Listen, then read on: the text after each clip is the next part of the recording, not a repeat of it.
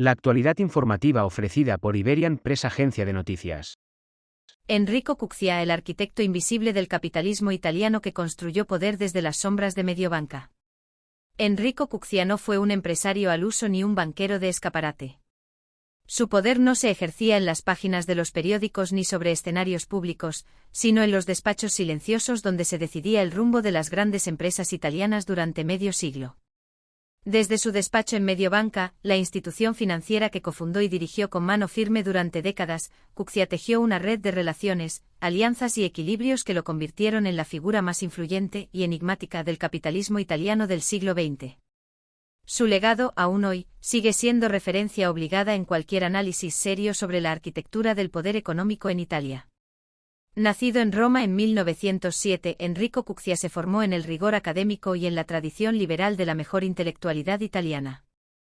Estudió en la Universidad de Roma y pronto comenzó a desarrollar un perfil técnico con gran habilidad para las finanzas públicas. Su carrera despegó en los años 30, cuando fue destinado al Istituto per la Ricostruzione Industriale, IRI, el gran organismo estatal creado para sanear y reorganizar la economía tras la crisis del 29. Allí adquirió experiencia sobre el funcionamiento de los conglomerados industriales y comprendió que la clave del poder no residía en la propiedad visible de las empresas, sino en su financiación y en el control de las estructuras intermedias. Pero sería en 1946, tras el fin de la Segunda Guerra Mundial, cuando Cuccia daría su paso definitivo al fundar Mediobanca junto a Raffaele Mattioli, entonces presidente del Banco Comercial Italiano.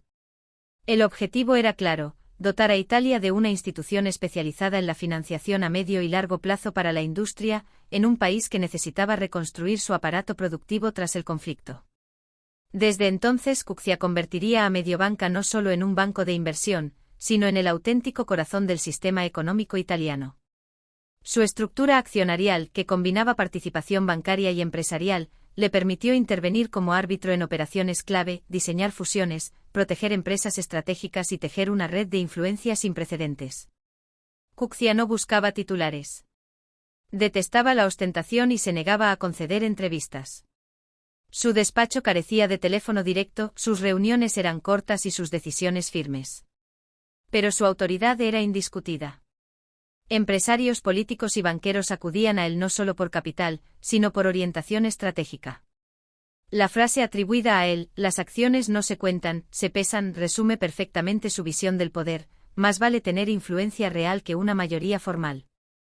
Mediobanca, bajo su batuta, se convirtió en el eje que unía a los grandes grupos industriales como Fiat, Pirelli, Montedison, Olivetti o Enel con el sistema bancario y político. Su rol como mediador silencioso permitió evitar guerras societarias, resolver conflictos accionariales y consolidar estructuras industriales en un país con una economía fragmentada y propensa al conflicto interno.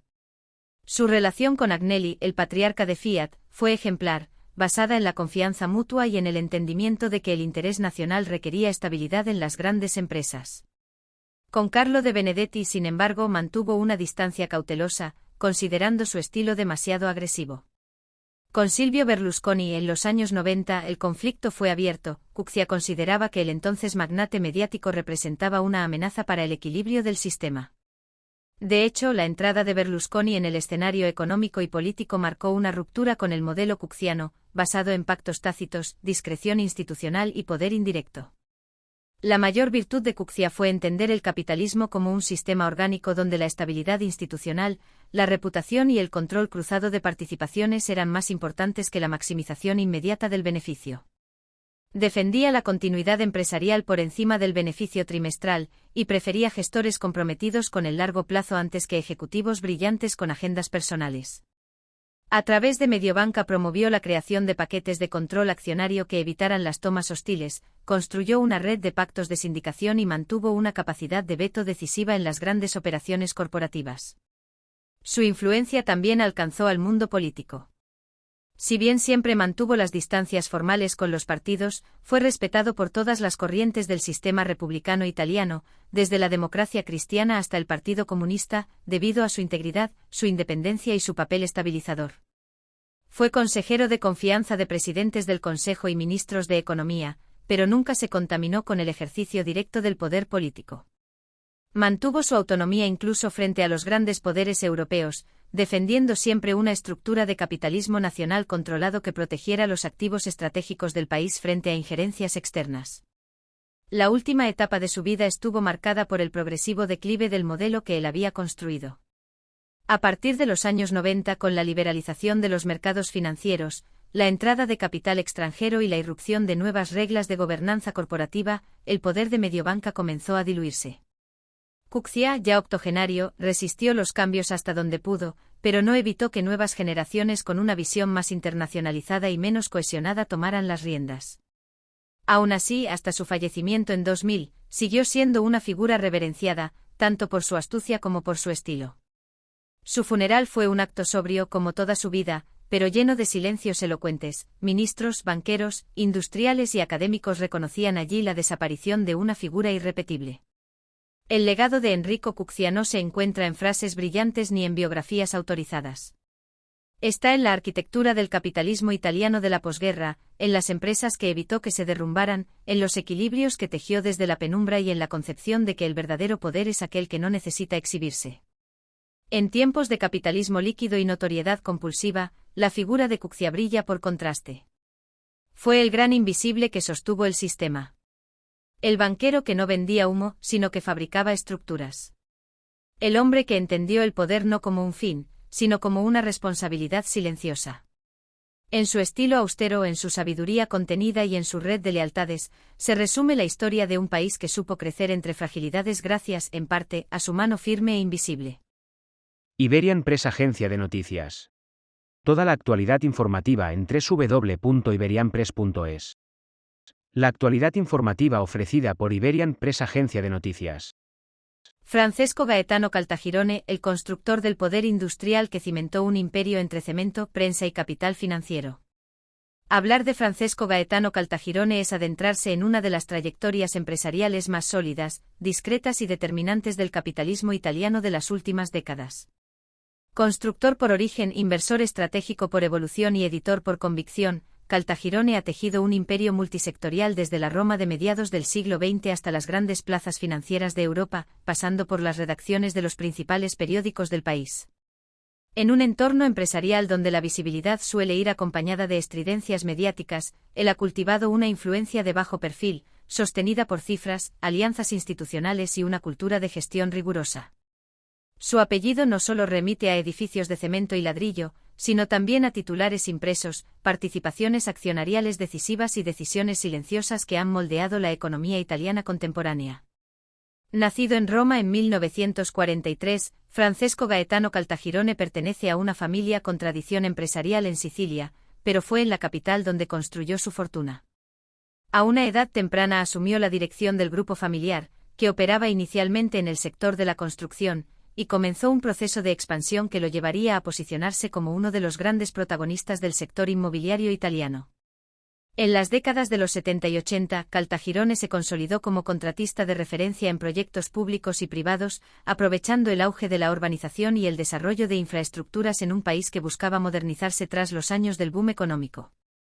Supo anticipar la demanda, diversificar los activos y profesionalizar una estructura empresarial que, a diferencia de muchas compañías familiares, creció con una mentalidad industrial más que patrimonialista. La verdadera fuerza de su modelo, sin embargo, residió en su capacidad para integrar sectores. Caltagirone no se limitó a construir edificios, apostó por controlar toda la cadena de valor. Adquirió Cementir, una histórica cementera italiana que transformó en una multinacional con presencia en Europa, América y Asia, gracias a una política de adquisiciones internacionales y modernización tecnológica. La verticalización del negocio le permitió reducir costes, mejorar márgenes y resistir con solidez las crisis cíclicas del sector inmobiliario. Su enfoque financiero, siempre conservador pero oportunista, le permitió además mantener un alto nivel de liquidez y una estructura de deuda manejable incluso en los momentos más turbulentos del mercado. En paralelo a su consolidación en la construcción y los materiales, Caltagirone fue extendiendo su influencia a otros sectores estratégicos. En el mundo de las finanzas construyó participaciones significativas en bancos y aseguradoras clave del sistema italiano. Su entrada en el accionariado de Banca Monte dei Paschi, Unicredit y Mediobanca fue vista como un movimiento calculado que buscaba peso institucional más que exposición especulativa. Pero fue su apuesta por Assicurazioni Generali, el mayor grupo asegurador de Italia, lo que realmente marcó un punto de inflexión.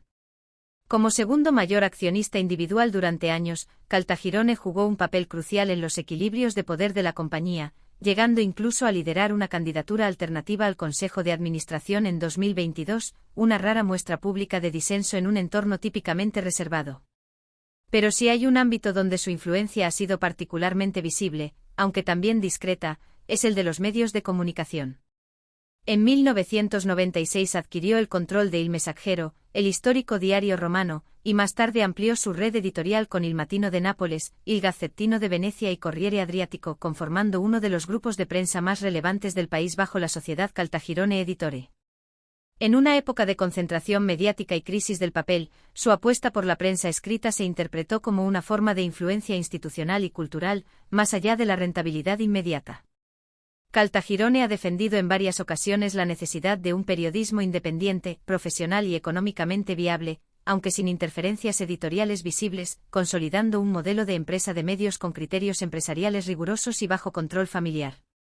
En todas sus actividades, el estilo Caltagirone se ha caracterizado por la sobriedad. Evita las cámaras, rechaza las declaraciones altisonantes y prioriza los hechos sobre la imagen. No se le ve en eventos sociales ni en plataformas digitales, su presencia se siente en los movimientos estratégicos, en las alianzas empresariales, en los consejos de administración. Es un empresario de la vieja escuela con mentalidad global, que ha sabido adaptarse a las transformaciones del mercado sin renunciar a sus principios de prudencia, control y visión a largo plazo. Esta combinación le ha permitido mantener un núcleo empresarial sólido, con más de 30.000 empleados en sus distintas ramas, y una reputación de seriedad que le ha abierto puertas en los ámbitos institucionales más exigentes. A diferencia de otros grandes nombres del capitalismo italiano, Francesco Gaetano Caltagirone nunca ha sido protagonista de escándalos ni de campañas mediáticas. Su legado no está marcado por conquistas espectaculares sino por una acumulación paciente de activos, influencia y credibilidad. En un entorno donde muchas familias empresariales han perdido el control de sus compañías, él ha logrado preservar y expandir su imperio, profesionalizando la gestión e integrando a nuevas generaciones, como su hijo Azzurra, que participa activamente en la dirección del grupo. Hoy, con más de 80 años, sigue ejerciendo un papel determinante en el panorama empresarial italiano. Su holding Caltagirone S.p.A. cotiza en bolsa, sus inversiones siguen creciendo con lógica anticíclica, y su visión sobre el equilibrio entre capital familiar, vocación industrial y presencia financiera sigue siendo estudiada en escuelas de negocios y consejos de administración. En un capitalismo en constante mutación, Francesco Gaetano Caltagirone representa una rara constante, la del empresario que construye con paciencia, invierte con disciplina y lidera con discreción.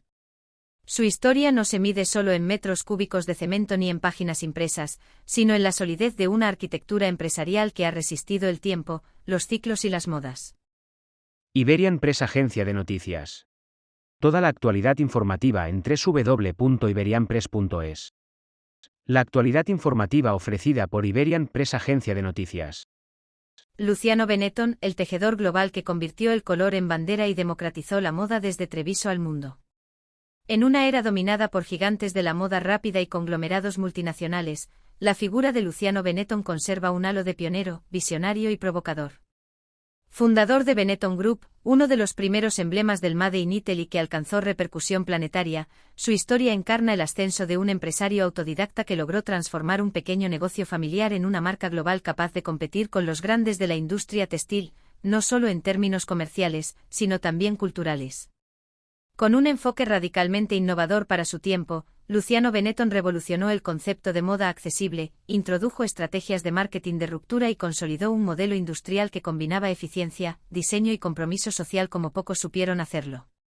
Nacido en Treviso en 1935, en el seno de una familia de clase trabajadora, Luciano abandonó la escuela a los 14 años tras la muerte de su padre para ayudar a sostener económicamente a su madre y sus hermanos. Comenzó trabajando en una tienda de ropa local, donde desarrolló un instinto precoz para los gustos del consumidor y una extraordinaria capacidad para detectar oportunidades. A mediados de los años 50, junto a sus hermanos Giuliana, Gilberto y Carlo, fundó un pequeño taller de producción de jerseys de lana teñidos a mano. La clave de su éxito inicial fue sencilla pero disruptiva: colores vivos, cortes sencillos y precios competitivos. En un país que salía lentamente del gris de la posguerra, el color era una promesa de modernidad, optimismo y diferenciación. La década de 1960 marcó el despegue. Gracias a una impecable intuición comercial y una logística impecable, los Benetton comenzaron a expandirse rápidamente por toda Italia. Luciano, al frente del grupo, no solo dirigía la estrategia empresarial, sino que entendía el mercado como un sistema vivo en constante evolución.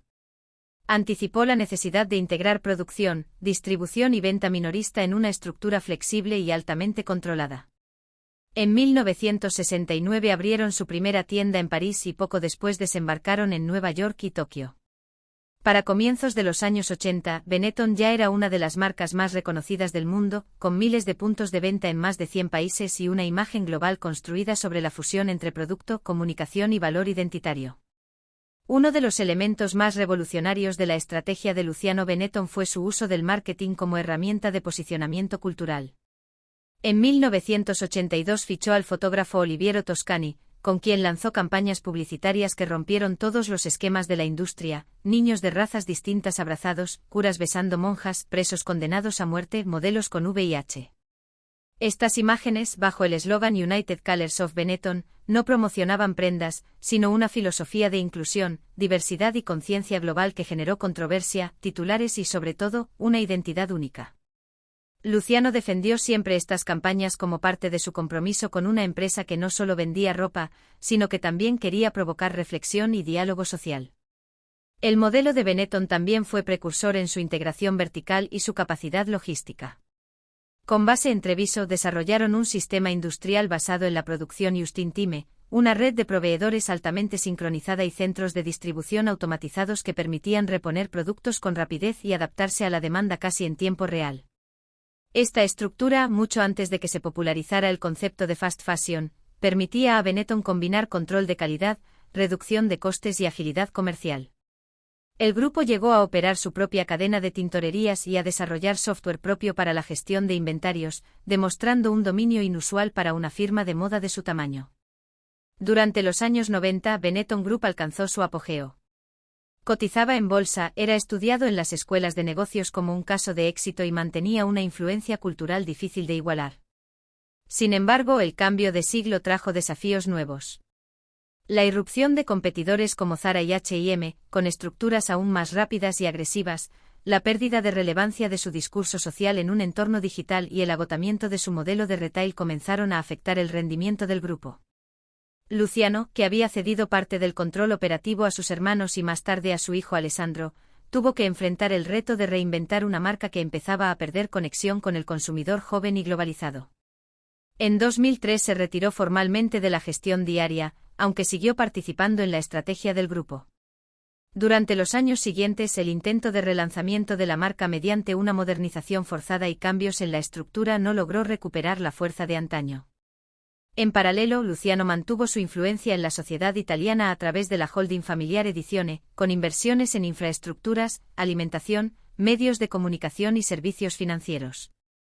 Fue durante años presidente de Autogrill, participó en Atlantia, operadora de autopistas y aeropuertos, y se mantuvo como una figura respetada en el mundo empresarial por su trayectoria y su visión a largo plazo.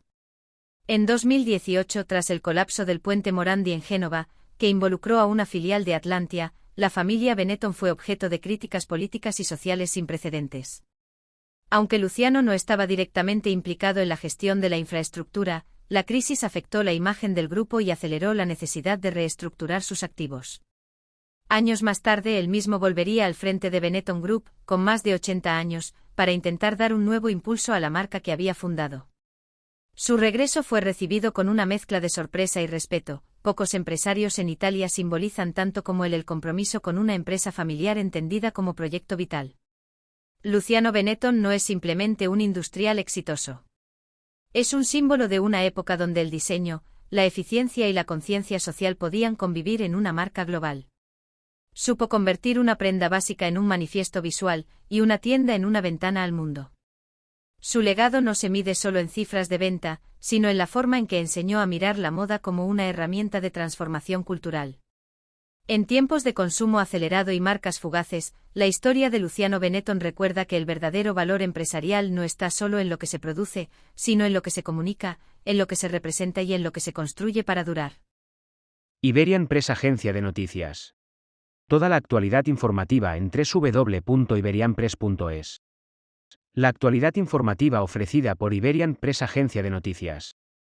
Alessandro Benetton, el heredero que eligió la innovación para redefinir el legado de una marca global. En un país donde los apellidos pesan tanto como las decisiones, Alessandro Benetton ha construido su identidad empresarial desmarcándose del mito familiar para forjar un estilo propio, hecho de visión estratégica, diversificación e independencia intelectual. Hijo de Luciano Benetton, fundador de uno de los grupos textiles más emblemáticos del Made in Italy, Alessandro no se limitó a heredar una empresa, eligió recorrer un camino paralelo, que lo llevó a las finanzas internacionales, al capital riesgo y finalmente a replantear el futuro de un imperio nacido de la lana y del color. Su historia es la de un heredero que no quiso simplemente custodiar, sino reinterpretar, transformar y liderar desde el presente hacia un nuevo modelo de empresa global y consciente.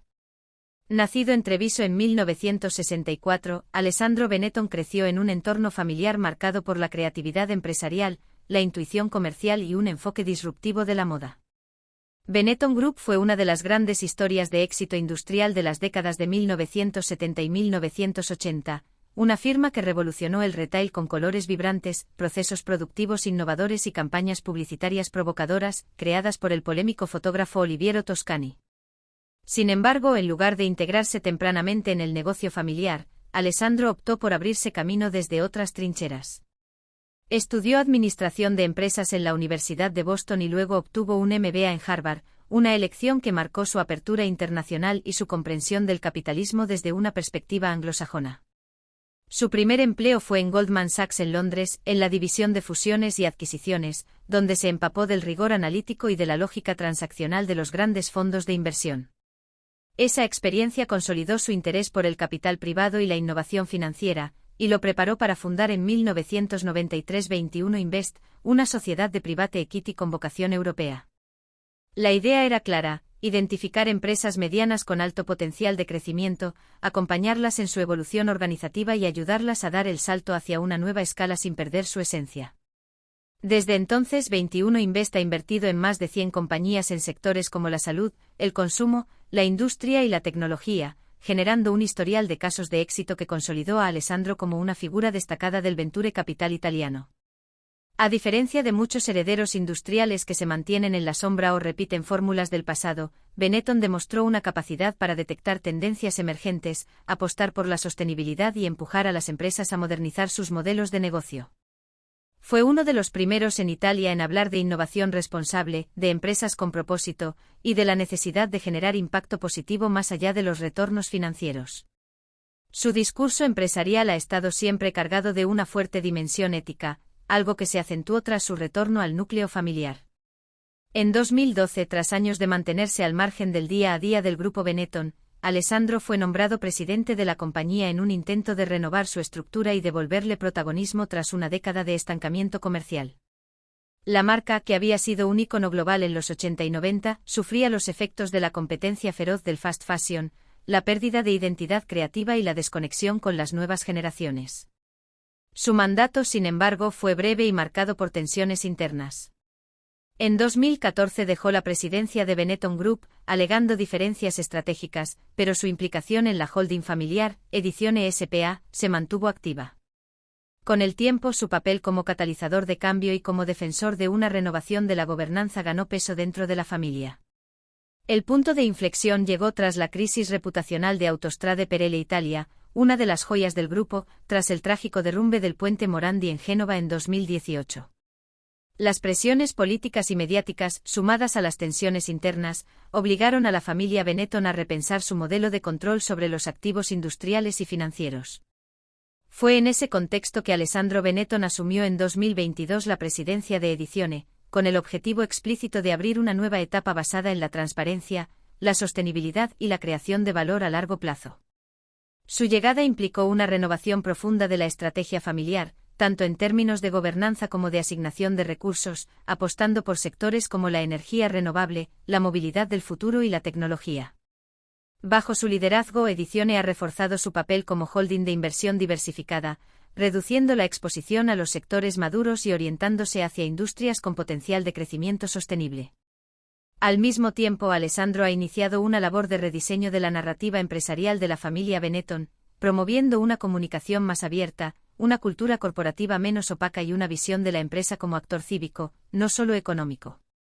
Ha defendido públicamente la importancia de combinar innovación tecnológica con sensibilidad social, y ha pedido a los empresarios italianos que asuman una mayor responsabilidad en los grandes desafíos del país, desde la educación hasta el cambio climático. Alessandro Benetton no es un empresario mediático al uso. Su tono es reflexivo, su comunicación está medida y su estilo de liderazgo es más horizontal que jerárquico.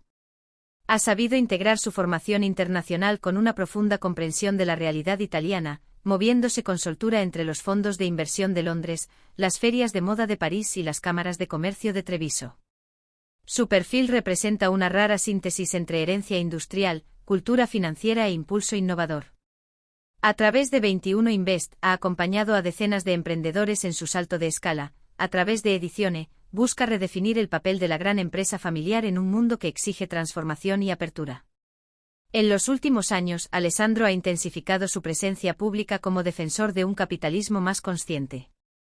A través de conferencias, publicaciones y una activa participación en iniciativas de sostenibilidad y liderazgo juvenil, ha tratado de promover un nuevo contrato entre las empresas, la sociedad y el planeta.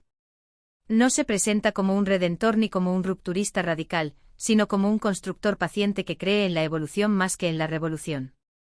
Su historia no es solo la del hijo de un imperio textil, es la de un empresario que decidió tomar distancia para volver con una propuesta, no con una herencia. En un tiempo donde la legitimidad empresarial se gana más con la coherencia que con los apellidos, Alessandro Benetton representa una nueva forma de ejercer el liderazgo desde el centro, pero con los ojos puestos en el futuro. Iberian Press Agencia de Noticias. Toda la actualidad informativa en www.iberianpress.es. La actualidad informativa ofrecida por Iberian Press Agencia de Noticias. Corrado Passera, el banquero reformista que cruzó de las finanzas al gobierno para rediseñar la economía italiana. Pocas figuras en el panorama empresarial y político italiano han tenido una trayectoria tan transversal, influyente y marcada por el propósito de transformación como Corrado Passera.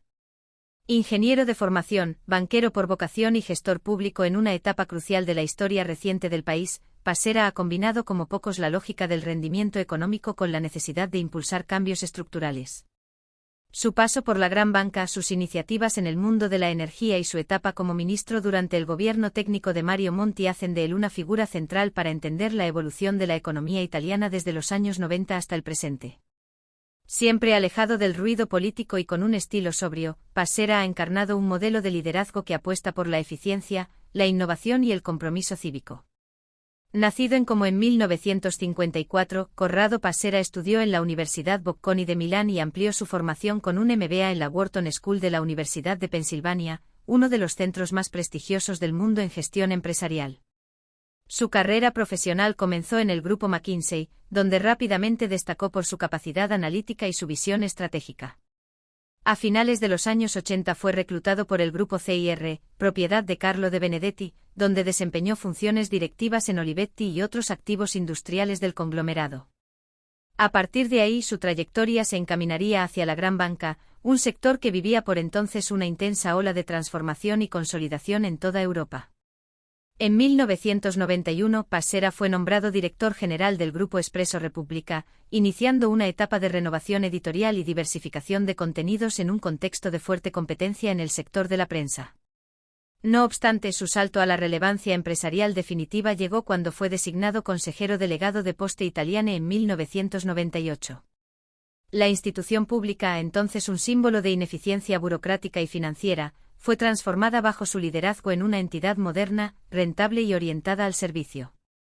Implementó una profunda reestructuración operativa, introdujo la informatización de los servicios y sentó las bases para el desarrollo posterior de Banco Posta, integrando el negocio postal con productos financieros y de seguros. Su éxito en esta tarea le valió reconocimiento nacional y marcó su perfil como reformador sistémico. A comienzos del siglo XXI, Passera fue llamado para liderar otra misión compleja, la fusión de Banca Intesa y San Paolo IMI, dos de las principales entidades financieras de Italia. Al frente de Intesa Sanpaolo como consejero delegado, supervisó la integración operativa, el reposicionamiento estratégico y la internacionalización de un grupo que pasaría a ser uno de los bancos más sólidos de Europa. Bajo su dirección, la entidad superó con relativa solidez la crisis financiera de 2008, mantuvo ratios de solvencia elevados y reforzó su enfoque hacia la banca minorista y las pymes. En un entorno bancario dominado por fusiones mal gestionadas y excesos de riesgo, Passera aplicó un modelo de crecimiento prudente, apoyado en la tecnología y en una cultura corporativa orientada a la eficiencia.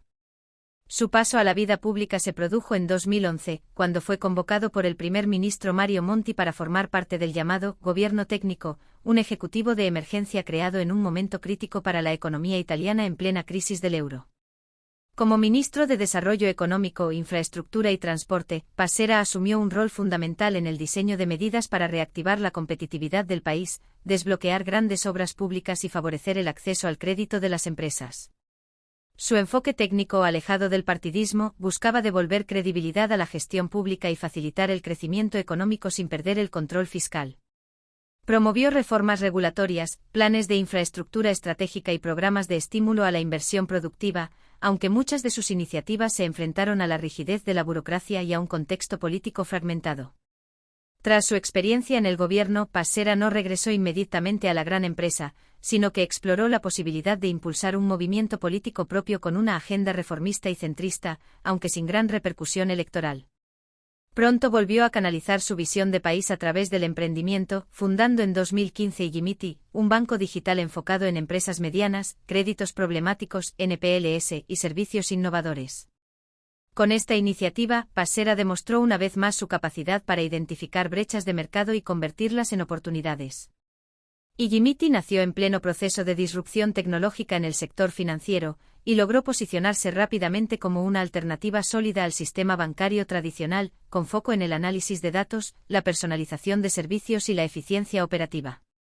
Además de su rol como banquero y gestor, Passera ha mantenido una intensa actividad como conferenciante, articulista y promotor del debate sobre las reformas estructurales que Italia necesita para competir en un mundo globalizado.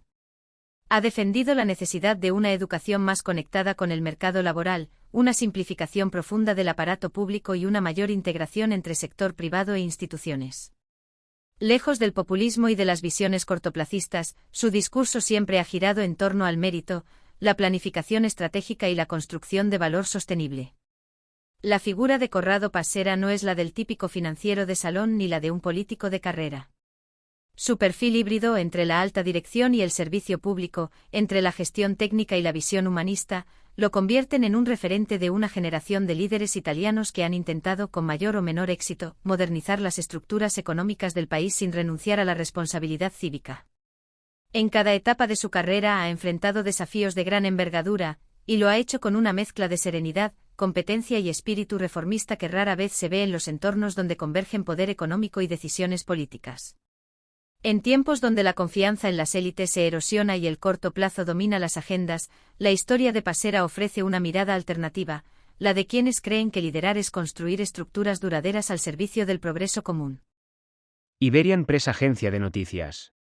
Toda la actualidad informativa en www.iberianpress.es. La actualidad informativa ofrecida por Iberian Press, agencia de noticias. Andrea Radrizzani, el visionario de los derechos deportivos que apostó por el fútbol como activo global. La trayectoria de Andrea Radrizzani es un ejemplo vibrante de cómo los mundos de los medios, la tecnología y el deporte profesional pueden converger en la figura de un empresario que supo leer las nuevas dinámicas globales antes que muchos de sus contemporáneos. Nacido en Rho, a las afueras de Milán, en 1974, este emprendedor italiano ha sido uno de los arquitectos más influyentes del negocio de los derechos deportivos a nivel internacional. A través de su empresa Eleven Sports y su participación estratégica en clubes como el Leeds United, Radrizzani no solo construyó un imperio en la distribución de contenido, sino que aplicó esa visión a la propiedad y gestión deportiva, apostando por proyectos de alto riesgo y gran repercusión cultural. Su formación en negocios y marketing en la Universidad Bocconi le proporcionó una base sólida, pero su carrera despegó verdaderamente cuando se incorporó a Media Partners en los años 90, una consultora italiana especializada en marketing deportivo. Pronto se integró al equipo de MP y Silva, empresa que cofundó en 2004 y que en poco tiempo se convirtió en uno de los mayores distribuidores globales de derechos televisivos de fútbol, con clientes como la Premier League, la Serie A o la Ligue 1. MP y Silva fue pionera en llevar contenidos europeos a Asia y América, generando nuevas vías de monetización en mercados que hasta entonces eran poco explorados.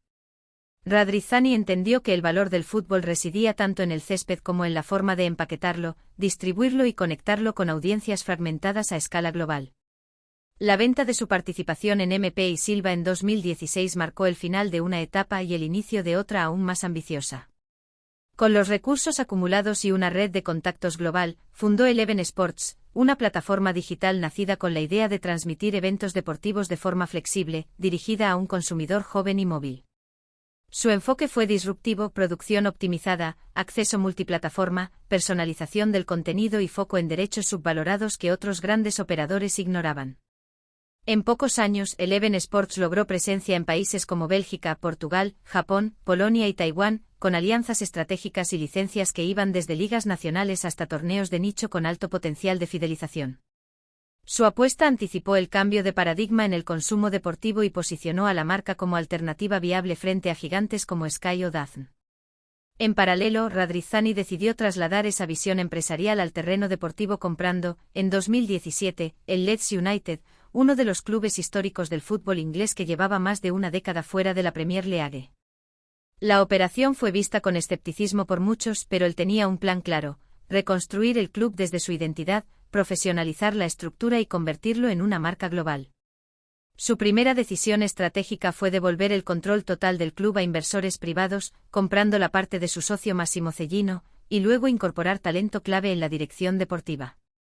El fichaje de Marcelo Bielsa como entrenador fue el punto de inflexión que cambiaría la historia reciente del club. Bajo la gestión de Radrizzani, el Leeds experimentó una transformación radical. Con Bielsa en el banquillo, el equipo no solo ascendió a la Premier League en 2020 tras 16 años de ausencia, sino que lo hizo con una propuesta de juego ofensiva, intensa y altamente reconocible. Radrizzani invirtió en infraestructuras, impulsó la renovación del estadio Elland Road, reforzó la cantera y desarrolló un modelo financiero híbrido, combinando capital propio, alianzas estratégicas como con 49 Yares Enterprises vinculada a la franquicia de la NFL, y una gestión basada en el control de costes. El Leeds se convirtió en una de las historias más celebradas del fútbol europeo reciente, y su ascenso fue interpretado como el triunfo de una gestión moderna, con alma de hincha pero rigor de inversor. Además de los logros deportivos, Radrizzani potenció el valor de marca del Leeds, firmando acuerdos comerciales globales, multiplicando su presencia digital y posicionando al club como una plataforma de entretenimiento en pleno siglo XXI. También promovió causas sociales y culturales, como campañas contra el racismo y proyectos comunitarios en Yorkshire, entendiendo que el fútbol moderno debe ser algo más que resultados. Su estilo de gestión, directo pero accesible, pragmático pero apasionado, lo convirtió en una figura respetada por los hinchas y los analistas del sector.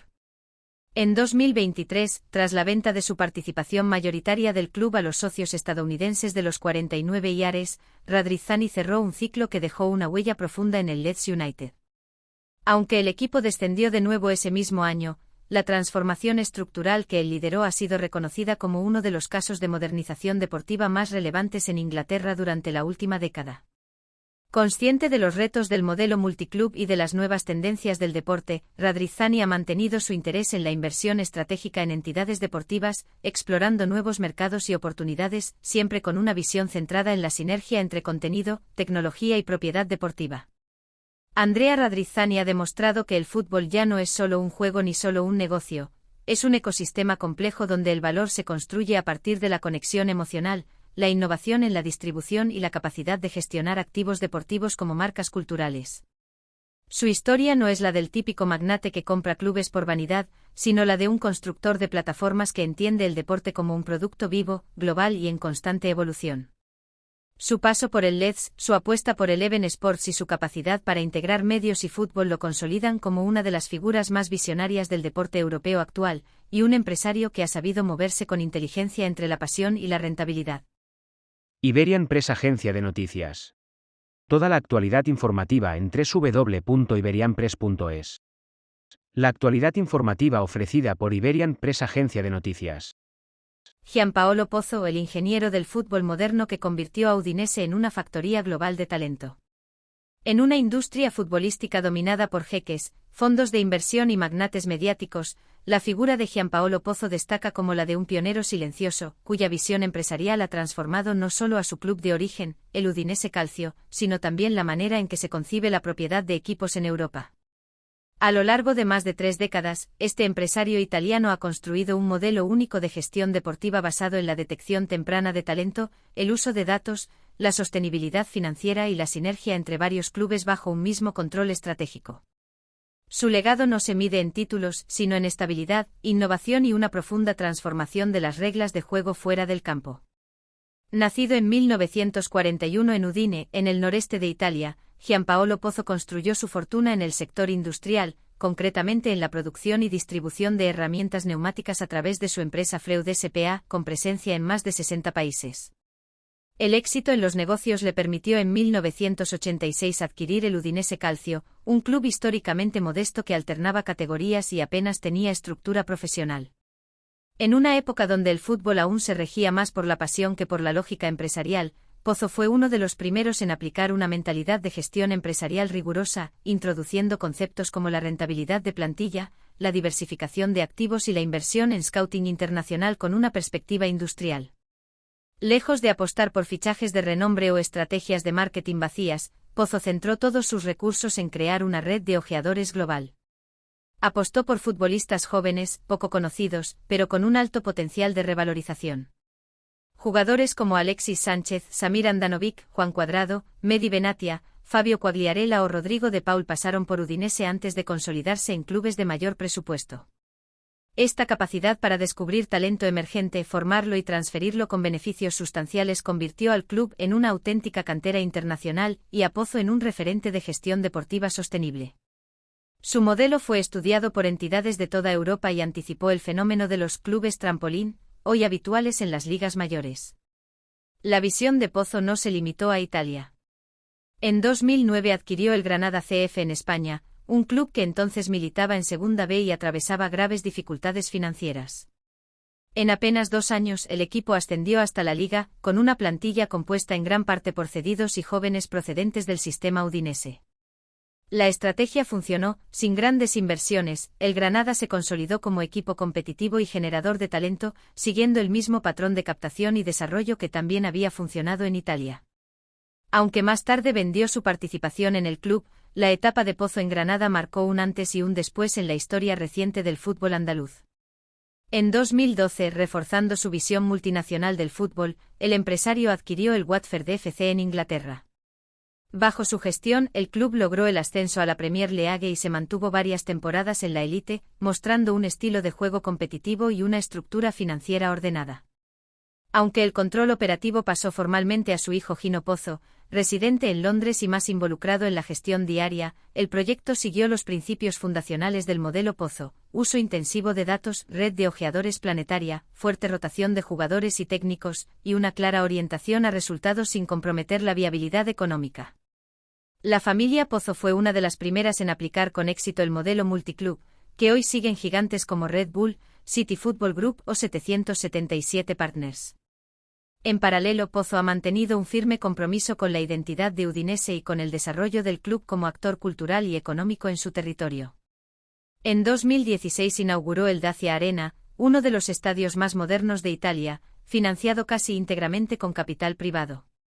Esta infraestructura no solo mejoró la experiencia del aficionado, sino que convirtió al club en un polo de atracción para eventos deportivos, conciertos y actividades comunitarias. También promovió una profunda digitalización del club, una inversión constante en las categorías inferiores y una política de transparencia contable que ha permitido al Udinese competir dignamente en Serie A sin necesidad de incurrir en deudas ni prácticas de riesgo. A diferencia de muchos de sus pares en el mundo del fútbol, Gianpaolo Pozzo ha evitado el protagonismo mediático. Su estilo es discreto, enfocado en los resultados y basado en la continuidad más que en los golpes de efecto.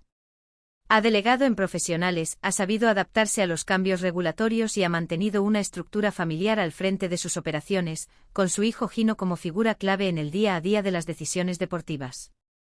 Este equilibrio entre visión empresarial, compromiso afectivo y disciplina operativa ha hecho que, incluso en los peores momentos deportivos, Udinese no pierda su reputación como club ejemplar en términos de gestión.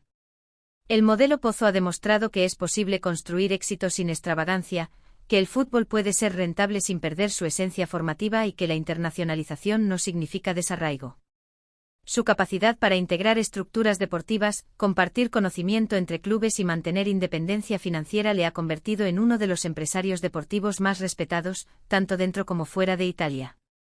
A sus más de 80 años, sigue siendo un observador activo del fútbol global, participando en conferencias del sector y siendo consultado por clubes e inversores interesados en replicar su fórmula. Gianpaolo Pozzo no es solo un empresario que tuvo éxito en el deporte, es un creador de sistemas, un innovador prudente y un defensor de que el fútbol, bien gestionado, puede ser una industria con alma. En una era donde el dinero parece decidirlo todo, su legado recuerda que la inteligencia, la paciencia y la visión a largo plazo siguen siendo factores diferenciales. Ha convertido a Udinese en un símbolo de estabilidad y eficiencia en una serie marcada por turbulencias, y ha dejado huella en 3 ligas europeas sin desnaturalizar sus valores. En el complejo mapa del fútbol global, su figura destaca como la de un arquitecto silencioso que ha construido una obra perdurable a base de talento, trabajo y coherencia. Iberian Press, agencia de noticias. Toda la actualidad informativa en www.iberianpress.es. La actualidad informativa ofrecida por Iberian Press, agencia de noticias. Urbano Cairo, el outsider que conquistó los medios italianos y redibujó el mapa del poder editorial desde la independencia empresarial.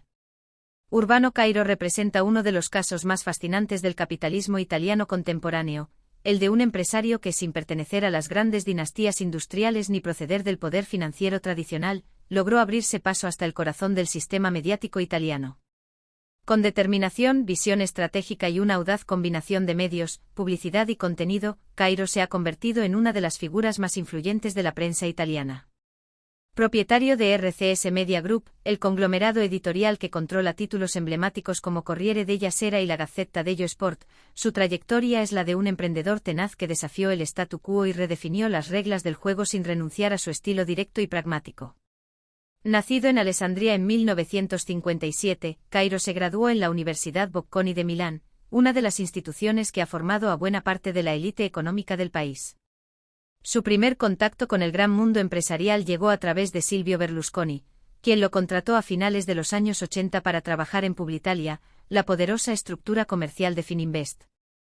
Allí aprendió los mecanismos de la publicidad televisiva, la lógica del marketing directo y la capacidad de monetizar audiencias, una formación que marcaría profundamente su enfoque futuro como empresario de medios. Sin embargo, a comienzos de los 90 rompió con Berlusconi y decidió emprender por su cuenta, fundando Cairo Comunicazione en 1995, una agencia que combinaba publicidad, comunicación y más tarde contenidos editoriales. Con Cairo Comunicazione construyó un modelo de negocio basado en la eficiencia operativa y la autofinanciación. Apostó por publicaciones de nicho, revistas populares y un enfoque editorial con costes controlados, en un momento en que muchas editoras italianas dependían de la publicidad institucional o estaban altamente endeudadas. Esta estrategia le permitió crecer de forma sostenida y preparar el terreno para movimientos más ambiciosos.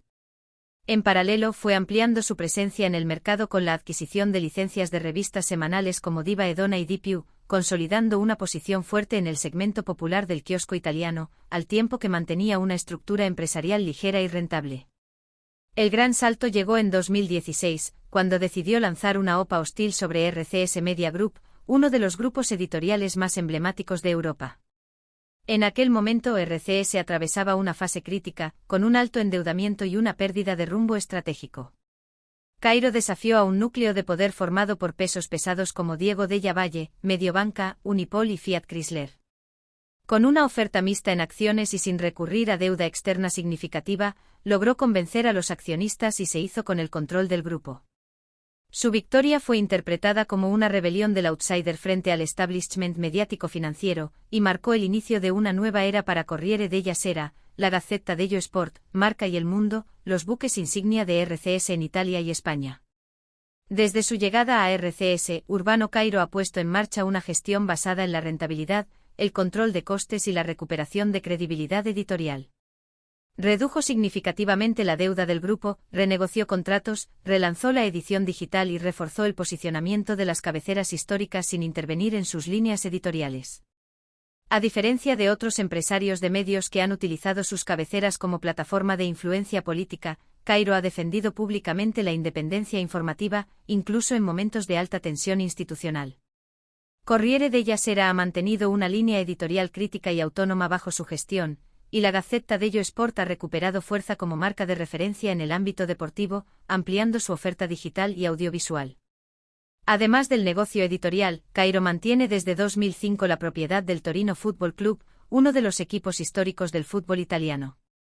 Si bien su gestión deportiva ha sido discreta en cuanto a resultados, ha garantizado la estabilidad financiera del club, una rareza en el fútbol italiano, y ha defendido un modelo sostenible basado en cantera y contención de costes. Esta doble faceta editorial y deportiva ha consolidado su perfil como empresario multidisciplinar, cercano al terreno, que evita los grandes discursos pero actúa con eficacia detrás de las bambalinas del poder. Cairo ha sabido adaptarse a un entorno mediático en constante transformación, donde las redacciones se achican, los modelos de negocio se tambalean y las grandes plataformas digitales amenazan la viabilidad del periodismo tradicional. Ha defendido el papel del papel, pero ha apostado sin vacilaciones por la digitalización, el refuerzo de las suscripciones y la diversificación de ingresos. Bajo su dirección, Corriere della Sera ha lanzado nuevos verticales temáticos, ha mejorado su presencia en redes sociales y ha reforzado su credibilidad como medio de referencia. Lo mismo ha hecho con la Gazzetta, que se ha expandido hacia eventos, contenidos multimedia y alianzas con plataformas deportivas. Su estilo de liderazgo es austero, concentrado en los resultados y poco dado a los lujos. Mantiene una presencia activa en los medios pero evita las declaraciones grandilocuentes. Su oficina está situada dentro de la redacción del Corriere, y suele recorrer los pasillos personalmente. Esta cercanía con el producto es una constante en su modelo de gestión. Cree en las cifras, en los titulares bien hechos y en el valor de la reputación. No es un romántico del periodismo, pero sí un convencido de que sin una prensa fuerte no puede haber una democracia funcional ni un mercado que funcione con transparencia. Urbano Cairo ha demostrado que es posible hacer empresa en el mundo de los medios sin depender del poder político ni de la financiación especulativa. Ha combinado una lógica empresarial rigurosa con un respeto notable por las marcas y sus equipos editoriales.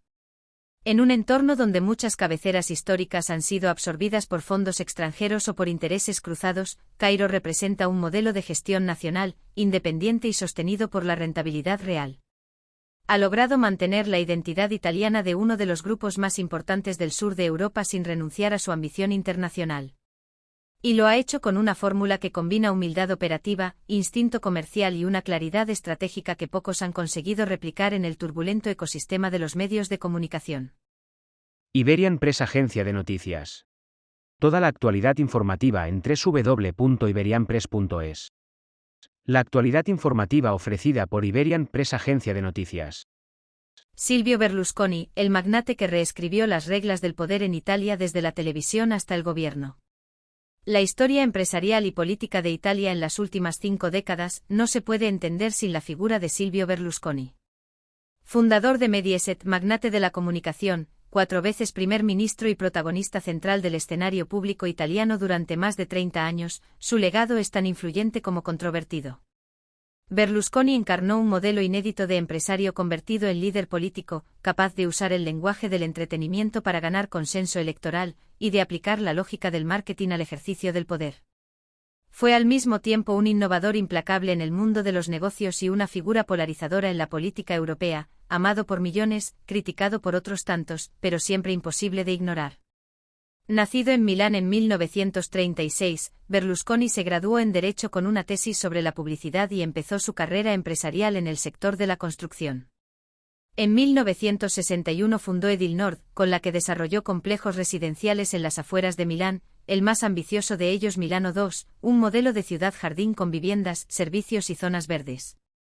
Pero fue precisamente en ese entorno donde surgió la idea que cambiaría el rostro de los medios de comunicación en Italia: crear una televisión privada local, Telemilano, que luego evolucionaría en Canale 5, el primer canal privado con cobertura nacional.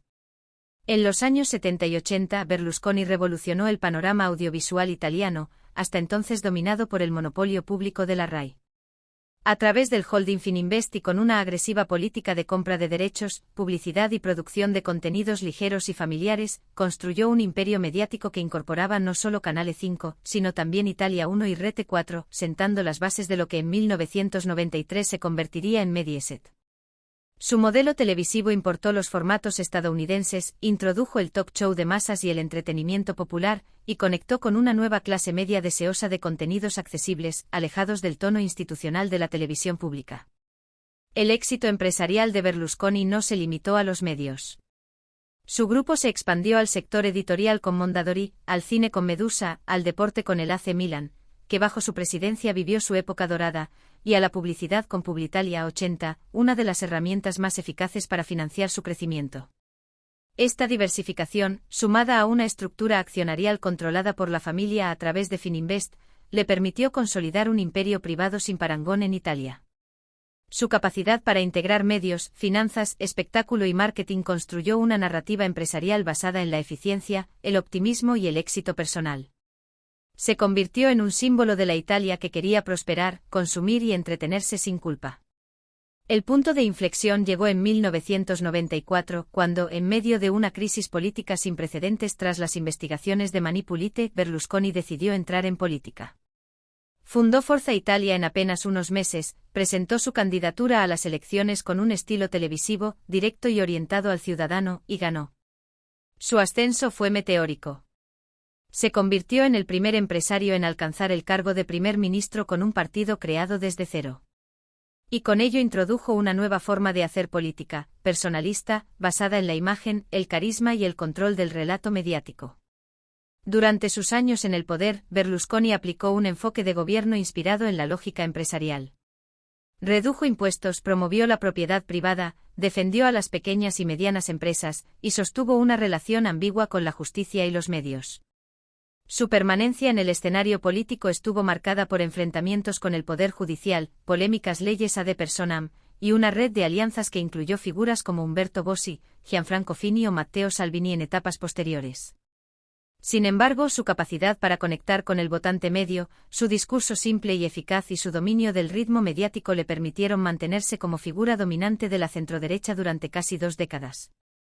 A pesar de los escándalos, los procesos judiciales, las acusaciones de conflicto de intereses y las críticas internacionales, Berlusconi logró un nivel de resiliencia política extraordinario.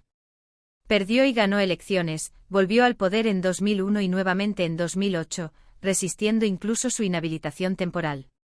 Su presencia en la vida institucional fue tan constante que terminó por redefinir la relación entre poder, empresa y comunicación en la Italia contemporánea. Más que un líder convencional, fue un fenómeno cultural, una figura transversal que marcó la agenda política, económica y mediática de una nación entera. En el plano empresarial, incluso tras su declive político, Berlusconi continuó siendo una figura central. A través de Fininvest y sus hijos consolidó el legado de Mediaset, rebautizado más tarde como MFE, Media for Europe, con presencia creciente en España, Alemania y los Países Bajos. Promovió la creación de un polo audiovisual europeo para competir con las plataformas globales, y defendió la necesidad de una industria de contenidos fuertes en lengua europea. Su visión de largo plazo incluía una Europa audiovisual con ADN comercial y capacidad de influencia cultural. Silvio Berlusconi falleció en 2023, dejando tras de sí una estela compleja, con luces y sombras, pero incuestionablemente determinante. Su figura generó adhesión y rechazo a partes iguales, pero nunca indiferencia. Como empresario cambió las reglas del mercado audiovisual, como político redefinió el ejercicio del poder en la era de la televisión, y como personaje público, fue el reflejo, y a veces el motor, de una Italia que osciló entre la admiración y la crítica. Su legado vive no solo en las empresas que fundó o los gobiernos que lideró, sino en una forma de entender la influencia como sinergia total entre capital, medios y narrativa personal. En la historia reciente del capitalismo europeo, nadie logró integrar con tanta eficacia el espectáculo, el negocio y el poder como Silvio Berlusconi. Iberian Press, agencia de noticias. Toda la actualidad informativa en www.iberianpress.es. La actualidad informativa ofrecida por Iberian Press, agencia de noticias. Giovanni Castellucci, el ingeniero del poder silencioso que llevó a Atlantia a la cima de las infraestructuras globales antes de su abrupta caída. Durante más de una década, Giovanni Castellucci fue una de las figuras más influyentes, y menos visibles, del capitalismo italiano. Ingeniero industrial con formación en Harvard y una habilidad única para moverse entre el mundo corporativo, el financiero y el político, construyó desde las entrañas del Grupo Atlantia un imperio de autopistas, aeropuertos y concesiones que llegó a posicionarse entre los mayores operadores de infraestructuras del mundo. Su estilo sobrio y meticuloso contrastaba con la magnitud de las operaciones que supervisaba, y su carrera es tanto una historia de expansión y consolidación como un caso paradigmático de cómo la gestión empresarial puede verse sacudida por una tragedia nacional. Castellucci es el hombre que hizo de Autostrade per l'Italia un símbolo de eficiencia privada en un país marcado por la complejidad estatal, pero también el ejecutivo cuya gestión quedó ensombrecida por el derrumbe del puente Morandi en 2018. Nacido en Senigallia en 1959, Giovanni Castellucci se graduó en Ingeniería Mecánica en la Universidad de Florencia antes de completar un MBA en la prestigiosa INSEAD, en Fontainebleau. Su carrera inicial se desarrolló en la consultora Boston Consulting Group, donde se especializó en reestructuraciones industriales y procesos de optimización en sectores regulados. En los años 90 fue captado por Barilla, donde se convirtió en CEO de la división francesa, demostrando una capacidad poco común para integrar cultura empresarial italiana con visión internacional. Esa experiencia fue clave para dar el salto en 2001 a Autostrade, empresa privatizada pocos años antes por la familia Benetton, que veía en Castellucci un perfil ideal para profesionalizar la gestión y abrir nuevos horizontes. Desde que asumió la dirección general y más tarde la dirección ejecutiva del grupo, Castellucci diseñó una ambiciosa estrategia de expansión internacional. Bajo su liderazgo, Autostrade cambió su identidad y se transformó en Atlantia, holding diversificado con operaciones en Europa, América Latina y más tarde en Asia. Uno de sus mayores hitos fue la adquisición del operador español Abertis, una jugada estratégica que convirtió al grupo en el mayor gestor privado de autopistas a nivel global. Castellucci fue el arquitecto de esa operación, valorada en más de 16.000 millones de euros, en la que logró coordinar a la familia Benetton, a la española La Caixa y al fondo GIP, en una muestra de pericia negocial sin precedentes. No solo se trataba de infraestructuras físicas, también estaba construyendo una red de poder financiero, institucional y corporativo que situaba a Atlantia como referente europeo. Durante esos años el grupo no solo creció en tamaño, sino también en rentabilidad. Castellucci aplicó una estricta disciplina financiera, apostó por la digitalización de los peajes, la automatización de procesos y una reingeniería operativa que redujo costes y mejoró márgenes. Bajo su mandato, Atlantia diversificó su negocio con inversiones en el aeropuerto de Fiumicino, en terminales internacionales y en desarrollos tecnológicos como Telepass, convertido en un actor relevante en movilidad inteligente. Todo parecía avanzar hacia un modelo ejemplar de concesión privada de servicios públicos, con rentabilidad para los accionistas y mejoras para los usuarios. Sin embargo, esa narrativa de eficiencia empresarial se quebró el 14 de agosto de 2018, cuando el puente Morandi, en Génova, colapsó trágicamente provocando 43 muertes. El suceso no solo marcó una herida profunda en la sociedad italiana, sino que sacó a la luz deficiencias en la supervisión, el mantenimiento y la gestión de las infraestructuras. Aunque las causas del derrumbe fueron objeto de investigación técnica y judicial, y las responsabilidades distribuidas entre múltiples actores, la figura de Castellucci quedó inmediatamente en el centro de la polémica pública y política. El gobierno, en un movimiento inédito, cuestionó el modelo de concesión y apuntó directamente al Grupo Atlantia como responsable último, desencadenando una crisis reputacional y corporativa sin precedentes. En los meses posteriores, Castellucci trató de defender la posición de la empresa con serenidad, evitando declaraciones grandilocuentes y confiando en los procesos técnicos y judiciales. Sin embargo, la presión fue en aumento, tanto desde el ámbito político, con el Movimiento 5 Stelle liderando la ofensiva contra Atlantia, como desde el financiero, con una caída abrupta en la cotización bursátil del grupo y una pérdida de confianza en su modelo de negocio. En septiembre de 2019, tras más de 15 años al frente, Giovanni Castellucci renunció a su cargo como CEO.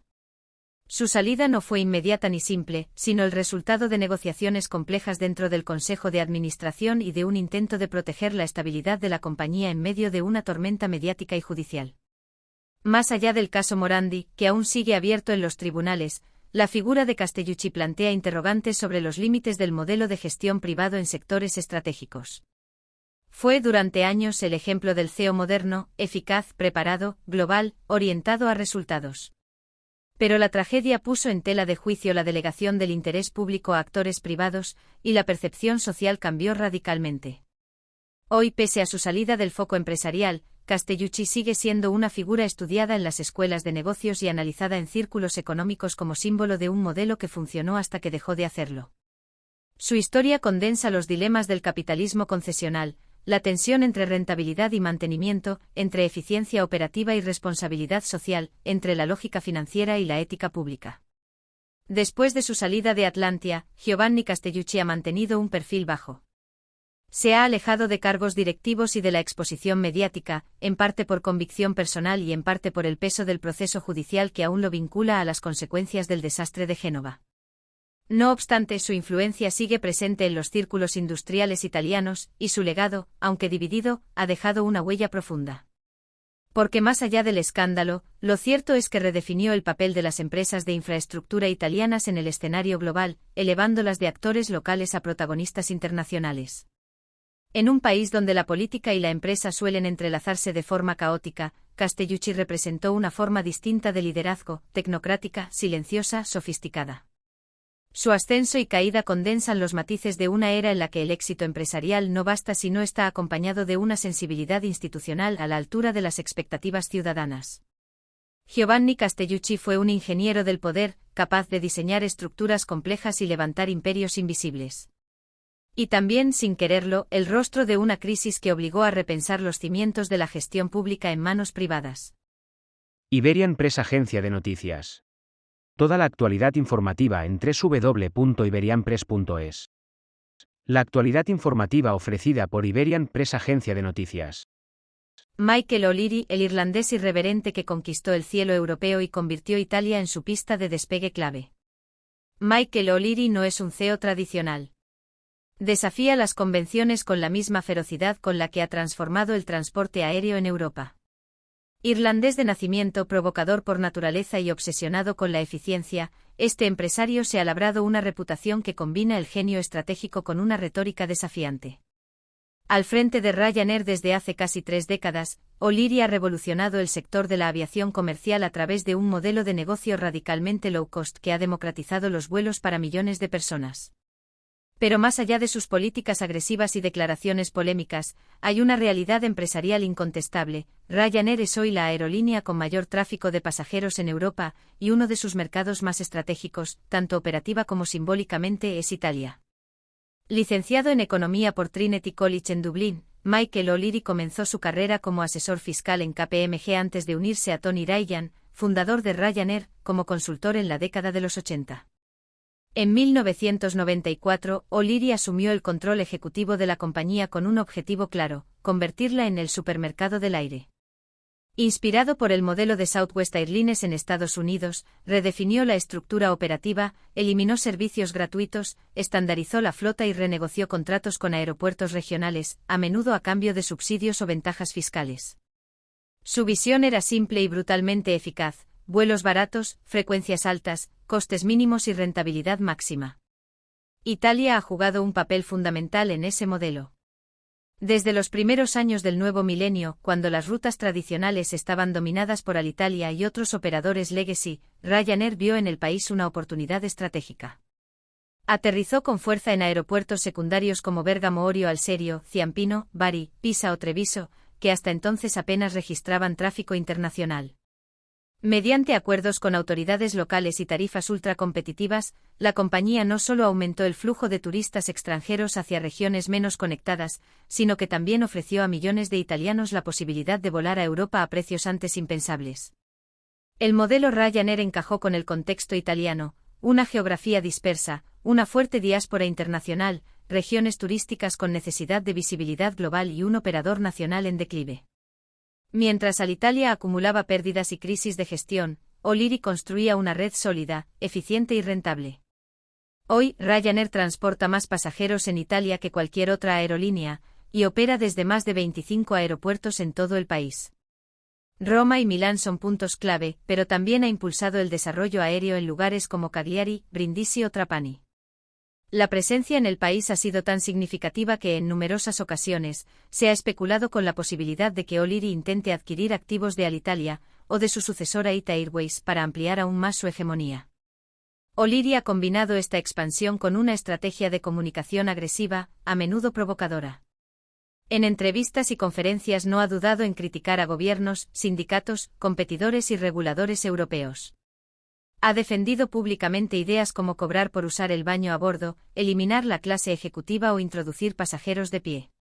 La mayoría de estas propuestas, más que planes reales, funcionaban como mecanismos de marketing. O'Leary entendió como pocos que la atención mediática gratuita es un activo clave en la era de la hiperconectividad. Su estilo irreverente ha polarizado opiniones, pero ha mantenido a Ryanair permanentemente en la conversación pública. Pese a su reputación de gestor despiadado, O'Leary ha sido un líder extremadamente eficaz. Bajo su mandato, Ryanair pasó de ser una pequeña aerolínea regional a un coloso con más de 160 millones de pasajeros anuales, una flota de más de 600 aviones y márgenes operativos que envidiarían muchas multinacionales tecnológicas. Durante la pandemia, mientras gran parte del sector aéreo entraba en crisis, Ryanair mantuvo un enfoque defensivo pero sin perder agresividad comercial. En cuanto las restricciones se levantaron, la compañía fue de las primeras en recuperar niveles de ocupación, gracias a su estructura de costes y su capacidad para adaptarse rápidamente al mercado. En Italia, ese enfoque se ha traducido en una expansión constante. La compañía ha abierto nuevas bases, aumentado rutas y reforzado su presencia incluso en contextos adversos. Ha aprovechado las debilidades estructurales del mercado nacional para consolidarse como un actor casi indispensable en la conectividad del país. En 2023, O'Leary protagonizó un enfrentamiento abierto con el gobierno italiano por la imposición de límites a los precios de los vuelos hacia islas como Sicilia y Cerdeña, defendiendo con firmeza su modelo de precios libres. Pese a las tensiones, la posición de Ryanair en el país sigue siendo dominante, y la compañía continúa invirtiendo en nuevas rutas y aviones con base italiana.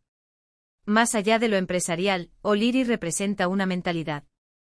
Es el empresario que abraza la controversia como motor, que entiende la gestión como una batalla diaria contra la ineficiencia, que ve en cada aeropuerto regional una oportunidad y en cada normativa una barrera que desafiar.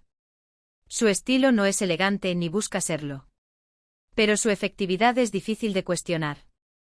Ha roto monopolios, ha obligado a sus competidores a cambiar y ha hecho que volar sea, para muchos europeos, una opción cotidiana. En ese proceso, Italia ha sido mucho más que un mercado, ha sido un laboratorio, un trampolín, una conquista. Michael O'Leary ha demostrado que el low cost no es una guerra de precios, sino un modelo de gestión. Su historia es la de un empresario que supo leer el continente desde el aire y actuar con velocidad en tierra. Y aunque su figura despierta tantas críticas como admiración, nadie puede negar que ha cambiado para siempre la forma en que los europeos, e italianos en particular, se mueven por el mundo. Iberian Press Agencia de Noticias. Toda la actualidad informativa en www.iberianpress.es. La actualidad informativa ofrecida por Iberian Press Agencia de Noticias. Andrea Pezzi, del micrófono a la inteligencia artificial, el comunicador que fundó The Outplay para redibujar el futuro del marketing digital. Andrea Pezzi es una figura singular dentro del ecosistema empresarial europeo. Comunicador de origen, emprendedor por vocación y tecnólogo por evolución, ha transitado un camino poco convencional que lo ha llevado desde los platós de televisión hasta el corazón de la transformación digital del marketing. Fundador y CEO de The Outplay, una innovadora plataforma de marketing basada en inteligencia artificial y análisis conductual, Pezzi ha demostrado que el talento narrativo puede ser una herramienta estratégica tan poderosa como un algoritmo, y que la intuición creativa no está reñida con la precisión tecnológica. Su trayectoria es la de un empresario que no teme reinventarse, que intuye antes que muchos hacia dónde se mueve el mercado y que construye soluciones donde otros aún no han detectado problemas. Nacido en Ravenna en 1973, Andrea Pezzi comenzó su carrera profesional como locutor de radio y más tarde como presentador de programas musicales y culturales en MTV Italia, donde rápidamente se convirtió en una cara reconocida por la audiencia joven. Su presencia carismática y su capacidad para conectar con las nuevas generaciones le granjearon un lugar de prestigio en la televisión italiana de finales de los 90 y principios de los 2000. Sin embargo, su inquietud intelectual y su mirada crítica del medio lo llevaron a abandonar progresivamente el entretenimiento tradicional para explorar un terreno más ambicioso, el de la comunicación estratégica, la psicología del consumidor y el impacto de la tecnología en los hábitos culturales. Tras abandonar la primera línea mediática, Pezzi se enfocó en el estudio del pensamiento simbólico, la construcción de significados en la era digital y las nuevas formas de conexión entre marcas y audiencias.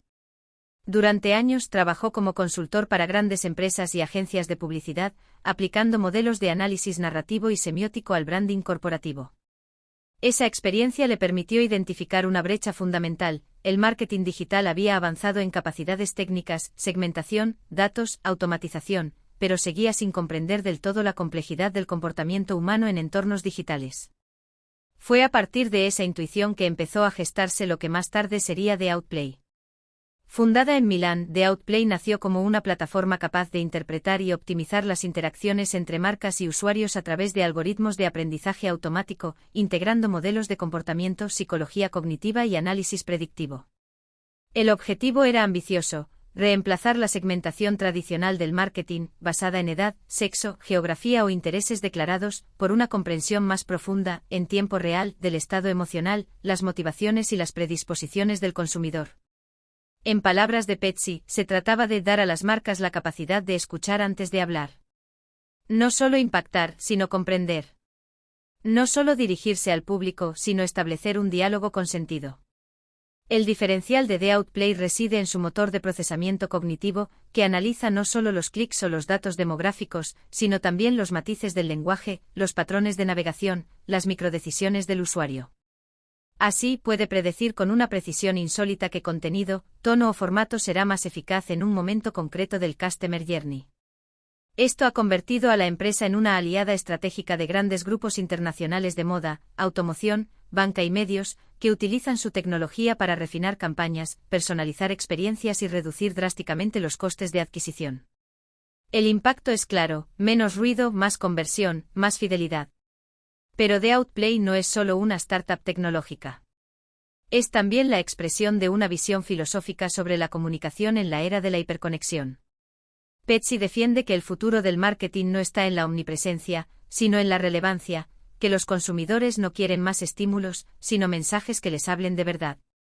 En una época saturada de inputs, su propuesta es devolver profundidad al vínculo entre marca y audiencia, utilizando la tecnología no como sustituto de la empatía, sino como su catalizador. Esta perspectiva ha calado hondo en una industria que empieza a reconocer que la eficiencia algorítmica debe ir de la mano de la inteligencia emocional. En pocos años, The Outplay ha crecido desde una idea contracultural hasta convertirse en una referencia dentro del llamado marketing neurocognitivo o data-driven empathy. La empresa ha atraído inversiones relevantes y ha expandido sus operaciones fuera de Italia, con oficinas en Londres y presencia en varios mercados europeos. Su enfoque ha captado la atención de gigantes tecnológicos y de analistas que ven en Pepsi una figura emergente que combina la sensibilidad del storyteller con la capacidad de ejecución del CEO-Tech. Un híbrido poco habitual, y quizá por eso tan eficaz. Lejos de abandonar su faceta comunicativa, Andrea Pepsi sigue siendo un orador solicitado en conferencias internacionales sobre innovación, transformación digital y futuro del trabajo. Su discurso, que mezcla referencias filosóficas, pensamiento sistémico y ejemplos del mundo real, rompe con el tono monocorde del ecosistema startup y ofrece una mirada distinta, más humanista, más crítica, más integrada. Para él, la tecnología no es un fin en sí mismo, sino una herramienta para redescubrir lo esencial: el porqué detrás de cada interacción, la historia que da sentido a los datos, la emoción que convierte un producto en una experiencia significativa. La historia de Pepsi no es la del emprendedor que persigue unicornios ni la del tecnólogo obsesionado con el código. Es la de un pensador que entendió que el mayor activo de cualquier marca es su capacidad para conectar genuinamente con las personas.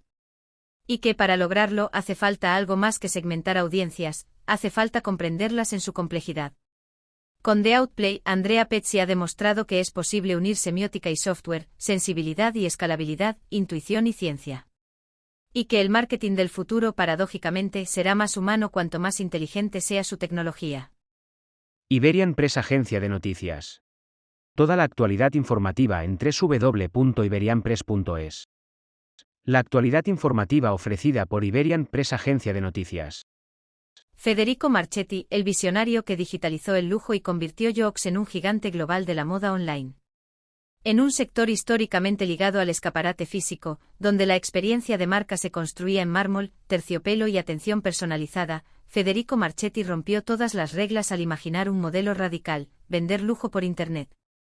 A finales de los años 90, cuando el comercio electrónico apenas daba sus primeros pasos y la mayoría de las marcas de alta gama miraban con recelo a lo digital, este economista italiano fundó Yox, una plataforma que combinaba tecnología, moda y logística de forma inédita.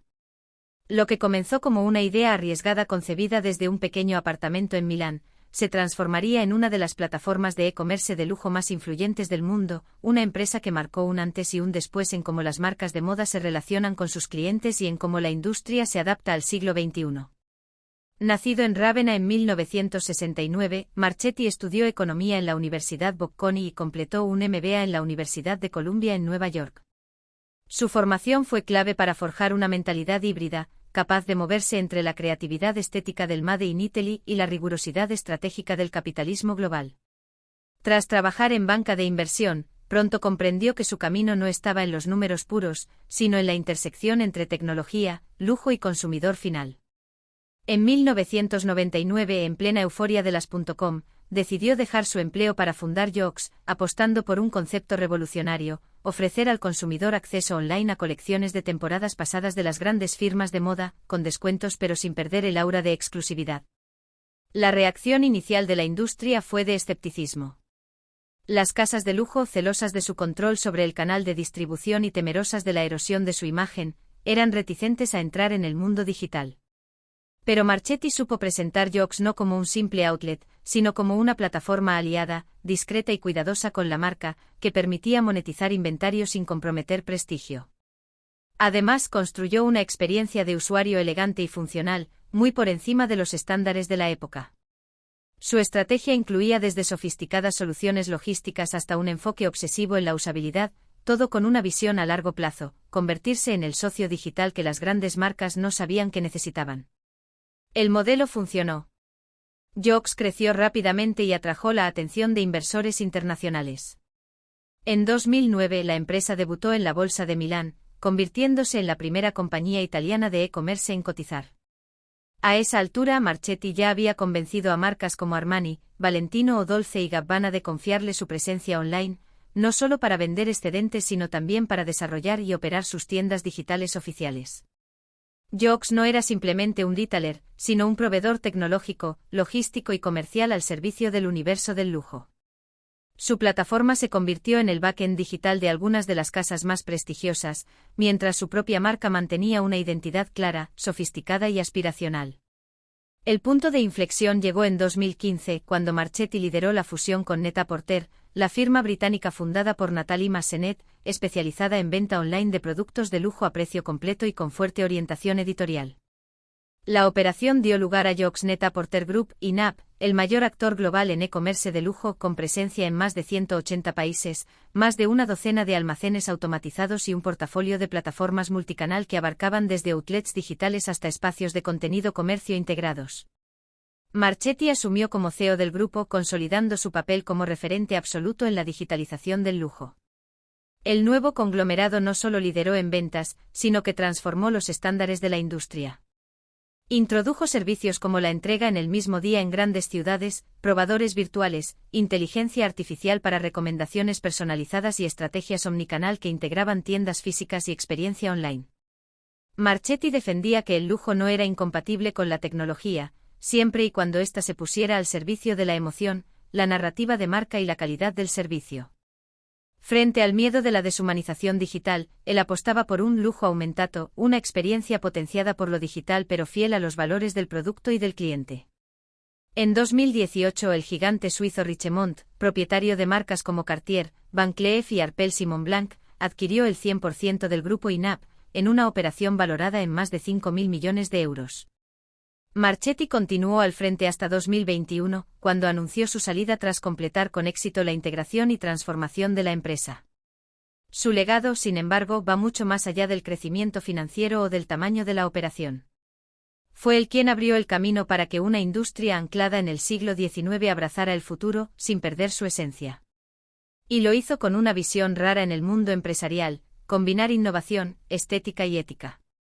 Durante su etapa al frente de INAP, Marchetti también fue un defensor activo de la sostenibilidad en la moda, impulsando iniciativas como la trazabilidad de materiales, la eficiencia energética en la logística y la inclusión de marcas emergentes comprometidas con el medio ambiente. Fue miembro del Consejo Asesor del Grupo de Alto Nivel para la Cooperación Digital de Naciones Unidas y participó en múltiples foros sobre transformación digital y sostenibilidad.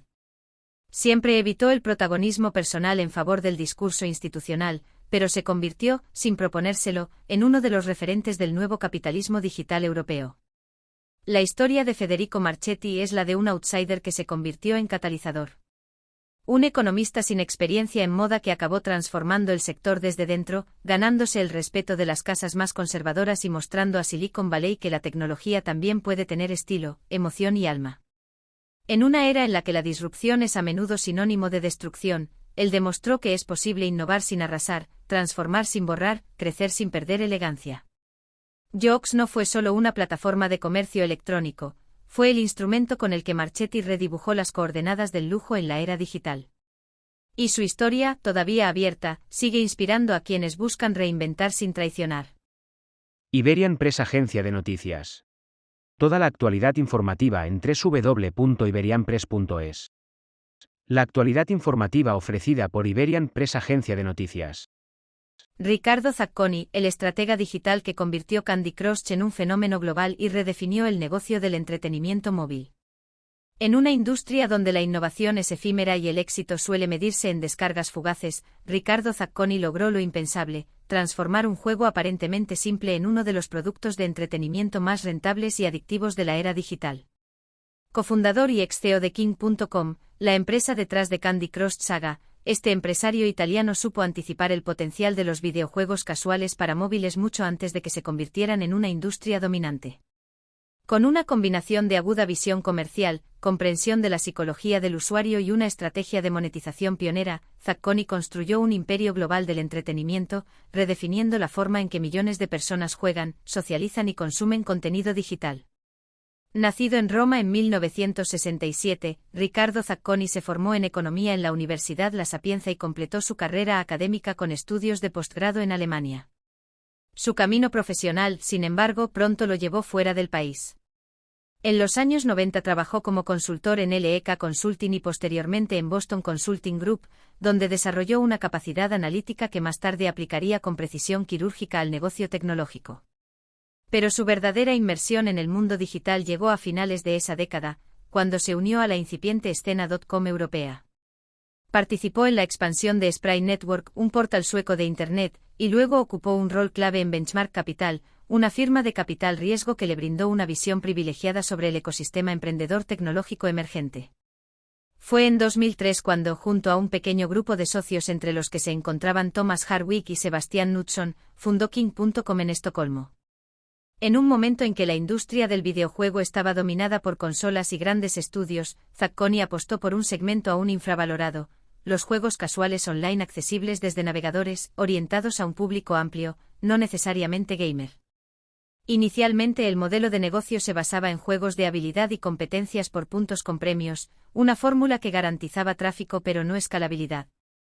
La gran disrupción llegaría años más tarde, cuando la empresa decidió trasladar su catálogo al ecosistema de Facebook, aprovechando el auge de las redes sociales y su capacidad viral. En 2012 Candy Crush Saga vio la luz como una adaptación de un concepto clásico: combinar elementos iguales en una cuadrícula, envuelto en una estética colorida, accesible y emocionalmente estimulante. Pero más allá de su apariencia simple, el juego escondía una sofisticada arquitectura de diseño basada en la economía conductual. Con niveles progresivos, desafíos crecientes y una mecánica de vidas limitadas, el juego incentivaba el retorno continuo y fomentaba la viralidad al permitir compartir logros con amigos o solicitar ayuda. La monetización no dependía de la publicidad invasiva, sino de las microtransacciones, pagos pequeños para desbloquear vidas, avanzar más rápido o acceder a contenidos especiales. Zacconi había comprendido que en el móvil el usuario valora el tiempo casi tanto como el dinero. El éxito fue inmediato y arrollador. Candy Crush Saga se convirtió en el juego más descargado y rentable del mundo, con cientos de millones de usuarios activos mensuales en su pico de popularidad. King.com, que hasta entonces era una firma poco conocida fuera del circuito tecnológico europeo, se catapultó al estrellato de Silicon Valley. Bajo el liderazgo de Zacconi, la empresa refinó su estrategia de datos, analizando el comportamiento de los jugadores con una precisión obsesiva para optimizar la experiencia y maximizar la rentabilidad.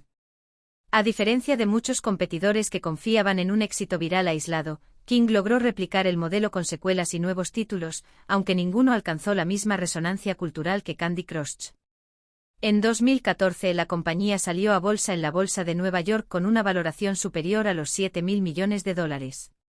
La operación fue, por un lado, la consagración pública de Zacconi como CEO visionario, por otro, una señal de que el entretenimiento móvil ya no era un sector marginal, sino un eje central del consumo digital global. Aunque las acciones inicialmente sufrieron volatilidad, el negocio seguía generando ingresos multimillonarios. Tan solo 2 años después, en 2016, la multinacional estadounidense Activision Blizzard adquirió King por $5.900 millones, consolidando así una de las mayores fusiones de la historia del sector. Tras la adquisición, Riccardo Zacconi permaneció como CEO de King hasta 2019, liderando la integración con Activision y garantizando la autonomía operativa del estudio sueco. Durante ese periodo continuó explorando nuevas vías de expansión, incluidos los eSports casuales y las aplicaciones educativas basadas en dinámicas de juego. Su enfoque siempre estuvo centrado en la experiencia del usuario y en la sostenibilidad del modelo de negocio, evitando saturar al jugador con estímulos o anuncios innecesarios. Su legado en King no solo fue haber creado un éxito global, sino haber establecido una cultura empresarial orientada a la innovación continua, basada en datos y sensible a los hábitos de consumo digital. Más allá del ámbito empresarial, Zacconi también ha ejercido un papel relevante como mentor e inversor en el ecosistema tecnológico europeo. Ha participado en iniciativas de apoyo al emprendimiento, especialmente en Reino Unido, y ha promovido una mayor conexión entre talento europeo e inversión global. Su historia, poco común para un empresario italiano en el sector tecnológico, se ha convertido en un caso de estudio sobre cómo una idea ejecutada con precisión puede escalar a proporciones globales si se combina con estrategia, talento y lectura correcta del mercado. Ha sido distinguido por diversas instituciones y mantiene un perfil público reservado, alejado de los focos, pero con influencia persistente en el debate sobre la economía digital. Riccardo Zacconi es en muchos sentidos el perfecto ejemplo del emprendedor postindustrial. No fabrica productos tangibles, no necesita fábricas ni cadenas logísticas tradicionales, pero ha tocado, literalmente, a más personas que muchos de los grandes empresarios manufactureros de su generación. Su legado no solo se mide en descargas o en cifras bursátiles, sino en la transformación profunda que supo liderar en la manera en que jugamos, interactuamos y consumimos entretenimiento en el siglo XXI. Desde una oficina en Estocolmo hasta el bolsillo de miles de millones de usuarios en todo el mundo, su recorrido representa la materialización digital de una idea que cambió la industria para siempre. Iberian Press, agencia de noticias. Toda la actualidad informativa en www.iberianpress.es. La actualidad informativa ofrecida por Iberian Press, agencia de noticias. Diego Della Valle, el artesano del lujo moderno que transformó Tod's en símbolo de elegancia, poder y estrategia empresarial italiana. En un universo donde las marcas de lujo compiten por ostentación y expansión global, Diego Della Valle ha sabido mantener un raro equilibrio entre tradición artesanal, sofisticación internacional y una visión empresarial de largo alcance. CEO y figura central del grupo Tod's, matriz de firmas como Hogan y Fay, este empresario italiano ha construido un imperio basado en la calidad, el diseño atemporal y una filosofía que privilegia la autenticidad sobre las modas pasajeras. Pero su influencia trasciende ampliamente el mundo del calzado de alta gama. Della Valle es también un actor estratégico en el panorama industrial y mediático italiano, con participaciones clave en sectores como la moda, la comunicación y la banca. Su historia es la de un emprendedor que ha sabido tejer, como quien cose una pieza de marroquinería perfecta, un relato de éxito empresarial sostenido por valores, visión estética y poder silencioso. Nacido en 1953 en San Elpidio a Mare, un pequeño municipio de la región de las Marcas, Diego creció en el seno de una familia dedicada al calzado desde principios del siglo XX. Su abuelo Filippo y su padre Dorino ya fabricaban zapatos de forma artesanal, pero fue Diego quien tomó la audaz decisión de transformar esa tradición local en una empresa de lujo con ambición global.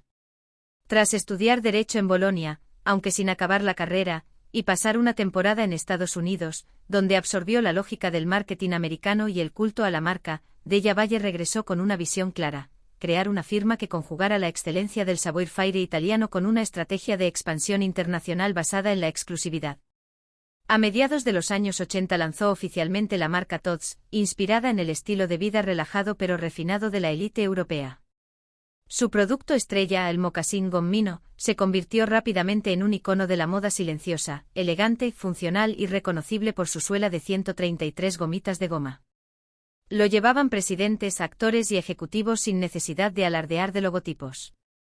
Ese fue siempre el sello de Della Valle: lujo sin estridencias, producto impecable, marca coherente. A diferencia de otras casas italianas que cedieron a las tentaciones del logotipo, él cultivó una imagen sobria, casi aristocrática, donde el cuero se volvía mensaje y la discreción poder. A lo largo de los años 90 y 2000, Della Valle diversificó el grupo con la adquisición de Hogan, una marca de sneakers de lujo que captó la atención de las nuevas generaciones urbanas, y de Fay, especializada en prendas exteriores sofisticadas. Su estrategia fue clara: construir un conglomerado de marcas complementarias, cada una con su propio ADN, pero unidas por la calidad y una distribución altamente selectiva. En 2000 llevó Tod's a la Bolsa de Milán, garantizando financiación sin comprometer el control familiar, algo que siempre defendió como esencial para mantener la independencia creativa y estratégica del grupo. Esa cotización se convertiría años más tarde en un instrumento de poder que utilizaría con astucia para defender la identidad del grupo frente a presiones externas. Pero Diego Della Valle no se limitó a la moda. A medida que su fortuna y su influencia crecían, expandió su presencia al sector financiero y de medios. Fue uno de los principales accionistas individuales de RCS Media Group, la editora de Corriere della Sera y la Gazzetta dello Sport, desempeñando un papel relevante en los debates sobre la independencia editorial y la reestructuración de la prensa en la era digital. En paralelo, adquirió participaciones en Mediobanca y en Generali, interviniendo en momentos clave de la política económica italiana como figura bisagra entre empresarios históricos y nuevos inversores institucionales. Siempre desde una posición crítica con el cortoplacismo financiero, defendió públicamente la necesidad de un capitalismo italiano más responsable, en el que las empresas familiares no cedieran a la presión de fondos especulativos sin rostro. Uno de sus gestos más simbólicos fue la financiación, con fondos propios, de la restauración del Coliseo de Roma en 2011. En plena crisis económica, cuando el patrimonio artístico del país sufría por falta de inversión pública, Della Valle destinó más de 25 millones de euros a devolver el esplendor al monumento más emblemático de Italia. Su gesto, que mezclaba mecenazgo cultural y posicionamiento estratégico, fue interpretado como una declaración de principios. El lujo, decía implícitamente, también tiene la responsabilidad de devolver a la sociedad parte de lo que obtiene de ella. La operación fue pionera y sirvió de modelo para posteriores colaboraciones entre el Estado y la iniciativa privada en la conservación del patrimonio italiano. Famoso por su estilo personal, eterno jersey azul marino sobre camisa blanca, siempre sin corbata, y por sus opiniones claras, Della Valle ha mantenido una voz activa en los debates sobre el futuro del país. No ha dudado en criticar a la clase política, en pedir mayor protección para las pymes y en defender una visión del Made in Italy basada en el contenido, no en la nostalgia. En más de una ocasión, su nombre ha sido mencionado como potencial figura para una aventura política, aunque él ha preferido mantenerse en el terreno económico, desde donde ejerce una influencia nada menor. En los últimos años, con un entorno cada vez más competitivo y dominado por conglomerados globales como LVMH o Kering, Della Valle ha tomado decisiones estratégicas para blindar su empresa frente a las amenazas externas. En 2022 lanzó una oferta pública para excluir a Tod's de bolsa, en un intento de relanzar el grupo sin la presión de los mercados y reenfocarse en el largo plazo. El movimiento fue interpretado como una reafirmación de su voluntad de proteger la esencia familiar del grupo, aunque no ha descartado alianzas con grandes players del lujo para garantizar escala y presencia internacional. De hecho, mantiene una relación estrecha con Bernard Arnault, el todopoderoso CEO de LVMH, con quien comparte visión y afinidad estratégica, aunque sin haber cedido aún su independencia. Diego Della Valle ha demostrado que es posible conjugar tradición y ambición, estética y rentabilidad, discreción y liderazgo. Ha hecho del cuero italiano una declaración de principios, ha defendido la industria nacional frente a las fuerzas anónimas del capital global y ha transformado una pequeña fábrica en las marcas en una marca deseada en las principales capitales del mundo. Su historia no es solo la de un empresario brillante, sino la de un artesano del poder moderno que nunca ha dejado de creer que el verdadero lujo está en los detalles, en el control del tiempo y en la coherencia con uno mismo. En un mundo que cambia cada vez más rápido, su ejemplo sigue siendo un recordatorio de que algunas cosas, como un mocasín bien hecho, nunca pasan de moda.